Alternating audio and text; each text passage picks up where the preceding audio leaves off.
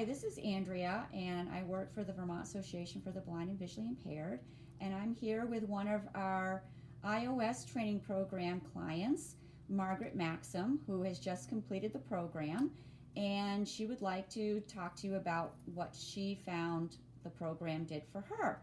So, first of all, hi, Margaret, and as we have commonly come to know you as Peg, or Peggy. And so Peg, what did you think of the training program? Well, I think it was wonderful. Because I'm getting a little older, I'm blaming it on that. It takes me a little longer to absorb things. But Andrea has been very patient, and I was really glad to do it. I found it was really important now that I'm alone that I needed to be able to use the functions of the iPad where I never was interested before. And it's been a real help to me, and I know with what I know now, I can practice, and I have a granddaughter living close that's promised to, she wants to come and help me make sure I keep it up. So it's been wonderful. I think it's a great program. Great, Yes. great. What are some of the things that you value most that you learned how to do with your iPad? Oh dear. Learning how to do the different functions, like with the on and off button, that was a big one. Like I said, I'm not very technical minded, and just the thought that I can get into Skype.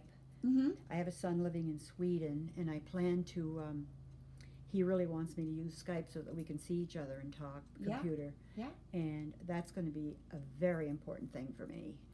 And I don't use it for lists or anything like that. I just basically want to do a couple of things and not confuse myself. And if I want more later, I can add that later. Like the apps, I guess. Yeah, sure. Yeah.